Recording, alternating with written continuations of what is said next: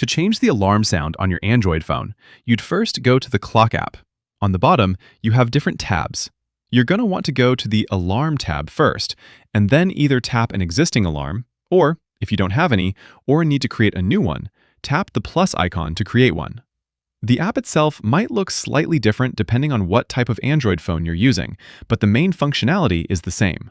So, if I want to change the alarm sound for this alarm here, I'll tap it to open it, and then look for the Sound option. I'll tap Sound, and you'll usually see some built-in sounds that come with your phone. I could change it to one of these, or this phone even allows me to record a custom sound for the alarm. Also, again, depending on your phone, you might have options to pull a song from a third-party app, like YouTube Music or Spotify. So, I could go to Spotify, for example, and pick a playlist that's going to be used when waking up. I don't think it allows you to pick a specific song, but I guess you could create a dedicated alarms playlist and just put one song in there. Or a few, whatever fits your needs. And that is how you change the alarm sound on your Android phone. Like, subscribe, tell a friend, and I'll see you around, all right? Thanks all.